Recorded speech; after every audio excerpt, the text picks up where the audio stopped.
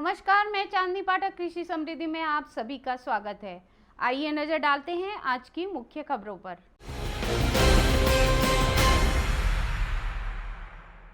जब से supreme court ने लव जिहाद को लेकर टिप्पणी की है, तब से यह शब्द आज चर्चा और बहस का ज्वलंत मुद्दा बन चुका है। मध्य प्रदेश और यूपी सरकार द्वारा लव जिहाद पर कानून लाने के पश्चात लगता है इसके खिलाफ हर राज्य में कानून लाने की जरूरत पड़ चुकी है।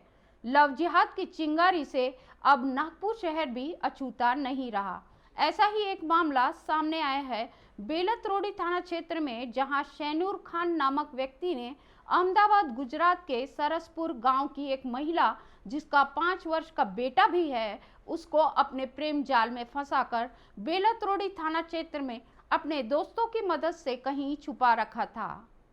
हैरान परेशान युवती के परिजन थाने के बाहर अपनी बेटी को शैनूर खान के चंगुल से बचाने की गुहार लगा रहे थे। यह मुद्दा गरमाया तो कई हिंदू संगठन लव जिहाद के विरोध में सामने आए हैं। विश्व हिंदू परिषद धर्म जागरण के विदर्भ प्रांत के प्रमुख राजकुमार शर्मा और नागपुर महानगर नारी सुरक्षा प्रमुख विनोद चंद्रन नायर ने युवती के परिजनों को आश्वासन दिया कि वे युवती को उसके चंगुल से वापस छुड़ाएंगे। साथ ही उन्होंने लव जिहाद का निषेध करने की बात कही। अब देखना यह है कि लव जिहाद के बढ़ते मामलों को देखकर महाराष्ट्र सरकार इस पर कानून बनाने के लिए कितनी संजीदगी से विचार करती है। तो उसके लिए जो प्रदर्शन किया है वो स्वयं खूब प्रदर्शन रहा है। सोशल मीडिया पे जिस तरह के वीडियो वायरल हुआ, सारा का सारा हिंदू समाज मिर्ची खदान में पहुंचा। सेना, भारतीय जनता युवा मोर्चा और अन्य हिंदू संगठन आई, उसके दबाव में जैसे कि उसके परिवार को उसको उठाया गया। और इसके 10 दिन पहले भी मिट्टी खदान में लव जिहाद के नाम पर एक 10 वर्ष के और 70 वर्ष की माता जो बूढ़ी है उसका मर्डर हुआ है। और दिन ब दिन ये आक्रामकता जिहादी प्रवृत्ति के मुसलमानों के हिंदू समाज पर बढ़ रही है। और अभी हिंदू समाज कोई चूड़ियाँ पहनकर नहीं है, ईट का जवाब पत्थर से देने की मानसिकता अब हिंदू समाज में आ चुकी है। और यह बिल्कुल हिंदू समाज सहन नहीं करेगा। कल का जो प्रकरण हुआ और वो स्वयं वो हिंदू समाज ने दिया हुआ परिचय है, और इसके बाद ऐसी अगर घटना नागपुर शहर में होती है तो इसका परिणाम महाराष्ट्र सरकार और पुलिस प्रशासन को होगा। चांदनी पाठक कृषि समृद्धि। 2 दिन के बंगाल दौरे पर गए गृह मंत्री अमित शाह शनिवार को मिदनापुर पहुंचे। शाह को रैली के दौरान तृणमूल कांग्रेस के पूर्व नेता शुवेंदु अधिकारी ने भाजपा का दामन थाम लिया है। शुवेंदु अधिकारी को रैली में मंच पर अमित शाह के बगल में जगह दी गई। शुवेंदु अधिकारी के साथ कई पार्टियों के 9 विधायक और एक टीएमसी सांसद भी भाजपा में शामिल हुए हैं। कई दिनों से अधिकारी के भाजपा में जाने की अटकलें थी। इस पर शाह ने कहा कि चुनाव आते आते दीदी अकेली रह जाएंगी। शुवेंदु अधिकारी विधायकों को छोड़ चुके हैं, हालांकि उनका इस्तीफा अब तक मंजूर नहीं हुआ है। अमित शाह ने कहा कि ममता दीदी इस बार चुनाव परिणाम आए तो देख लेना, भाजपा 200 से ज्यादा सीटें जीतेंगी। बंगाल में टोलबाजी बढ़ गई है, गुंडों को शरण दी जा रही है। मोदी जी ने जो अम्फान तूफान आने के बाद जो पैसे भेजे वो गुंडों के पास चले गए। हमने अनाज भेजा, वो ममता के कार्यकर्ताओं के हिस्से में चले गए। हाल ही में हमारे पार्टी अध्यक्ष नड्डा जी की गाड़ी पर पथराव किया गया। दीदी जितना हिंसा करोगी, भाजपा कार्यकर्ता उतना तेज जवाब देंगे, ऐसा अमित शाह ने कहा। ब्यूरो रिपोर्ट कृषि समृद्धि। पालघर जिले के नाला सोपारा में शनिवार को सुबह रेल की पटरी पार करने के प्रयास में एक ही परिवार के 3 सदस्यों की मौत हो गई और 10 वर्षीय एक लड़की गंभीर रूप से घायल हो गई। वसई रेलवे पुलिस के एक अधिकारी ने कहा कि मृतकों में 55 वर्षीय एक महिला, उसकी 35 वर्षीय बेटी और 31 वर्षीय बेटा भी शामिल है। घायल लड़की भी मृतक के एक रिश्तेदार है। मृतिका के पति ने बताया कि चारों लोग सुबह 7:30 बजे टहलने निकले थे, लेकिन वह उनके साथ नहीं गया क्योंकि उसकी तबीयत ठीक नहीं थी। चारों ने उससे 2000 रुपए दिए थे। बाद में उसे इस भयानक हादसे के बारे में पता चला। पुलिस ने कहा है कि दुर्घटना और सामूहिक रूप से आत्महत्या समेत सभी कोणों की जाँच की जा रही है। ब्यूरो रिपोर्ट कृषि समृद्धि। कांग्रेस अध्यक्ष सोनिया गांधी द्वारा मुख्यमंत्री उद्धव ठाकरे को न्यूनतम साझा कार्यक्रम लागू करने की याद दिलाने के लिए पत्र लिखने से राज्य की राजनीति गर्मा गई है। हालांकि महाविकास अघाड़ी सरकार के नेता उसे लेटर बम न मानकर संवाद का माध्यम बता रहे हैं, जबकि विपक्षी भाजपा का कहना है कि इसमें महाराष्ट्र सरकार की असफलता सामने आई है। गौरतलब है कि कांग्रेस अध्यक्ष सोनिया गांधी ने मुख्यमंत्री उद्धव ठाकरे को पत्र लिखकर सरकार गठन के वक्तव्य को न्यूनतम साझा कार्यक्रम लागू करने की बात कही है। अब तक कांग्रेस के नेता इस सरकार में पार्टी की उपेक्षा का आरोप लगाते रहे हैं, पर पार्टी अध्यक्ष के पत्र लिखने के बाद कांग्रेस की नाराजगी खुलकर सामने आ गई है। पूर्व मंत्री व भाजपा विधायक आशीष शेलार ने कहा कि सोनिया गांधी के पत्र से राज्य सरकार घिर गई है। यह साफ हो गया है कि महाविकास अघाड़ी सरकार में वंचितों को लाभ नहीं मिल रहा है। केंद्र सरकार की योजनाओं का लाभ राज्य सरकार लोगों तक नहीं पहुंचा पा रही है। ब्यूरो रिपोर्ट, कृषि समृद्धि।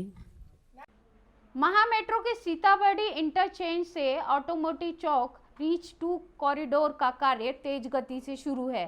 साथ ही इस मार्ग पर सीताबर्डी एक्सचेंज से कस्तूरचंद पार्क मेट्रो स्टेशन तक ट्रैक बिछाने का कार्य पूरा कर दिया गया। उल्लेखनीय है कि रीच 2 कामठी महामार्ग पर मेट्रो रेल वायाडक्ट और स्टेशन के निर्माण कार्य के साथ ही डबल डेकर उड़ान पुल का कार्य तेज गति से शुरू है। गड्डी गोदाम क्रॉसिंग की संरचना में 4 स्तरीय परिवहन व्यवस्था की गई है। पहले स्तर पर जमीनी मार्ग आवागमन के लिए, दूसरे स्तर पर रेलवे ट्रैक निर्माण कार्य पूर्ण होते ही तीसरे और चौथे स्तर पर उड़ान पुल और मेट्रो मार्ग रहेगा। ब्यूरो रिपोर्ट, कृषि समृद्धि। राष्ट्रीय स्वयंसेवक संघ के विचारक संगठन के पहले प्रवक्ता माधव गोविंद वैद्य का शनिवार को निधन हो गया। वे 97 साल के थे। उनका 97वें जन्मदिन सरसंघ चालक मोहन भागवत और केंद्रीय मंत्री नितिन गडकरी की उपस्थिति में नागपुर में मनाया गया था।